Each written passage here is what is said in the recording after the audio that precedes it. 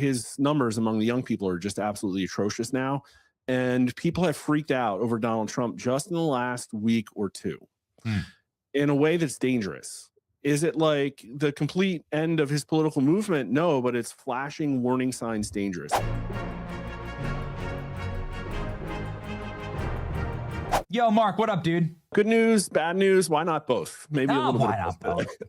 You know what? You know what I want, dude? I want honesty, right? Like, I want honesty. And the numbers don't lie. Our numbers last night at the Turning Point Halftime Show don't lie, right? So, Yeah, that was impressive. The numbers speak for themselves. Yeah, congratulations. And I think it shows that there is a very strong cultural movement here. It's not going away. The last year, there's been some ups, there's been some downs, but I think people are still desperate to see this thing continue. And so thanks for that optics. I think it's really important. And, you know, hopefully you talk a lot about culture. We poll about it a lot. And some of these things are confusing and contradictory because it's hard to know what America looks like now that we're fragmenting. There's a lot more people here that don't assimilate. People's interests are being sort of like, Matt Walsh did a really good segment about how there's no cultural zeitgeist anymore. There's no water cooler shows. We've all been dragged in different directions. And increasingly politics has sort of filled the gap. And Trump won, in my opinion, in 24 because a culture war was won already. And the fact that these don't understand that and continue to do these performative, ridiculous shows. I mean, this is the America that by a 2-to-1 margin, 40% to 20% said that they would buy less Bud Light because the Dylan Mulvaney. Have we forgotten that?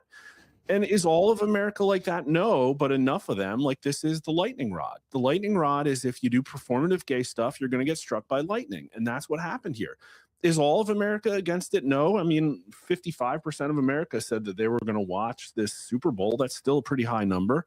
More young people than old people. It's still a cultural milestone. And looking at the party numbers, it was 62% of Democrats and 58% of Republicans. But then you guys got all those people to tune into something else, right? Like, that's what it is. And so I think that it shows, you know, there is power. But what is the zeitgeist? And that's what I've been trying to figure out. And I think that this is the most important point right here. It's not a brand anymore. It's not like Disney, for instance. The favorability numbers for Disney poll just like your random national political figure. Isn't that weird? Like, something that's brought so much magic to people's lives. It's not really movies anymore. And again, with all this LGBT stuff, it's not really woke anti-LGBT blowback. Like, people are actually okay with a lot of stuff in America, but it's like, okay, well, if you're going to have laws that allow transing the minors, then they dig in, right? So it's the egregious stuff they don't like. And what Americans, in my opinion, think is most egregious is in a system that is ridiculous, that has failed, that is wrong. Clown world. We know this. The zeitgeist is people rebelling against clown world. And I think that that's why Trump won. I really do. Because look at the Doge stuff, wildly popular, captured the zeal of the youth. In his inauguration speech, you know, when we were literally banging down the doors of USAID, in his inauguration speech, he promised that this was the golden age of America. And who believed that most was under 40 voters. 56% of them agreed with that statement. And then they saw Doge and his job approval rating got up to 60%. And the bad news here is that his numbers among the young people are just absolutely atrocious now. And people have freaked out over Donald Trump just in the last week or two in a way that's dangerous. Is it like the complete end of his political movement? No, but it's flashing warning signs dangerous. He had a 41% approval rating on Friday. That's the lowest in all of our numbers going back to December of 2017. What did that look like? That was Rachel Maddow talking about tax returns and Russian collusion hoaxes on MSNBC, and everybody was watching like, what's happened? Our president is a Russian asset. We're at those numbers right now when there is not an external exogenous shock like that. This is, in my opinion, people telling Trump, remember why you got in. The system doesn't work, and we need that system intact. We need that R word. We need retribution. And the under 40 voter now, I just did the numbers. We're releasing them today. 31% right direction, 34% Trump approval with the under 40s. 60 to 34. And I think he could recapture this. This was like the chainsaw to the federal government is what got us there. And I really do. If you look at the graph of comparing all the presidential approval ratings, like very visibly, this is a plunge that kind of mirrors Biden's Afghanistan. And Biden's turned that around to some extent. Like, we have to be realistic that there's things in polling called response bias. Donald Trump was beating Joe Biden during the Afghanistan crisis by like 12 points. And at the end of 2024, had Biden stayed in, it would have been probably about a +4 race. So obviously people rebel. They don't want to answer the polls. They get upset. People are upset right now. But the weird thing is because they want Trump to do more of what he promised and remember what he ran on. And that was the cultural zeitgeist of reforming a broken system. And look at the energy. This is what your halftime show showed people, is that there are a lot of people who will show that rebel against the system. It's like, yep, you know what? Everybody in my house is watching the Super Bowl, but I'm going to make us turn this on because it's important to me. You know, we had that, like, we've done so much polling that shows us this. Has Trump done too much or not enough of what he's promised? People say not enough, 2-1, especially the younger people. Half of under 40 voters, half of them say Trump has not done enough of what he promised. It was only like less than 20% who said he's done too much of what he's promised. And I think there's a big question about how, like, this is why I think this movement needs these truths, and they need to be objective about how he's performing so that we can pivot and do this the right way. The ICE stuff, no bueno. It is not good. Bad optics has to get out of the headlines. And I've been saying for weeks, like, the way we went about this was wrong, and it created political friction. America is not a monoculture that wants to see everybody brutally deported. Most Americans want all illegal aliens gone, but shooting protesters in the face with tear gas, like, not good. And so when we look at Minnesota and we see all of this systematic federal fraud, that's what people want attacked, and we made it about ICE. And all of a sudden, even though fundamentally Americans still want illegal aliens gone by a strong majority, they say that ICE tactics are too harsh, and they're increasingly siding with anti-ICE protesters and not ICE themselves. And so if there's pushback, do you do more of that or do you pivot? Well, no, you go after the businesses, because that's what overwhelmingly people say has to happen. Of course we should use E-Verify. It's almost a 70% position. Of course we should hold people that hire illegal aliens accountable. That's a +20 position. So when Donald Trump is underwater 15 points, but holding businesses who hire illegal aliens accountable is +20, that's a big difference.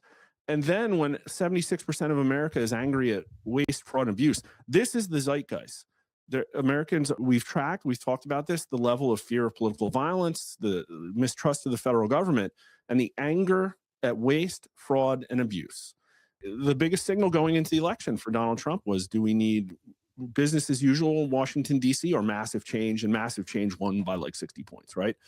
So change a broken system. And if Donald Trump could just focus on that over and over again, people will change the channel from the Super Bowl to watch that happen. They're begging for it. People, again, I don't know if you want to go down the rabbit hole, but this Epstein thing is big because the system is broken. This is a signal. People, if you look at the search trend volume, I know you trust the search trend volume like I do. Epstein's been in the news a lot over the last 10, 20 years. He was arrested. He was suicided. He was, the case closed thing with Pam Bondi. Search trend volume for Epstein right now is multiples higher than it's ever been, ever. And if you just compare Olympics to Epstein, yes, Olympics search trend volume is higher, but it's a global sports spectacle. It's a cultural touchstone, and Epstein is getting there. It's getting close. So again, it's like we could say, no, there was nothing there. We could say, no, look at these other things I'm doing, which could be good or could be bad, but they're not systematic reform, because people are discovering very dark things about the system right now. So this is building on the zeitgeist that things need to change. And I think that if Donald Trump were to continue to lean into this idea that we are changing things, because we just had, the Bongino stuff, we had a very good example there about how that tactic didn't work. Trust in the FBI was destroyed. 53% of America said the FBI was Joe Biden's personal Gestapo. FBI lost its favorability rating, positive favorability rating, for the first time in the history of our polling. People like law enforcement. It's obviously a popular thing. And if you're the FBI, the nation's preeminent law enforcement agency, and you lose your positive favorability rating, that's bad. That's really bad. And so Americans wanted a restoration of trust, only 30% trust the federal government. So we took a very trusted figure, Kash Patel, we took a very trusted person, Dan Bongino, and said, okay, we're putting them in these roles. And so old politics would tell you that, okay, well, the Republicans will now trust the FBI because their trusted people are at the head of the FBI. But this isn't new politics anymore. This is the politics where people need the system burned down. And so we just asked a month ago, do you agree or disagree? Federal agencies like the CIA and FBI need major reform. And 83% of Trump voters said yes to that. And so Kash Patel and Dan Bongino, I don't know what they did. Like objectively, they could have done a lot of stuff. But based on what Americans saw coming out of that and how they processed it, and they voted, they gave a report card, and the report card from Trump voters, from Republicans, was these agencies still need reform. And so that's the crazy thing you're seeing. And it's like, you can't brute force this anymore. Like Dan Bongino can't brute force this into a successful story. And yet Americans want success. They will turn the channel from the Super Bowl to watch the system be torn down, to watch this rebellion against the parts of it that don't work, that are wrong. The Bad Bunny thing was wrong.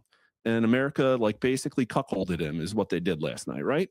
It's like, let's do that to the federal government. Let's do that to the big business special interests that continue to rule our lives and supplant the will of the voter.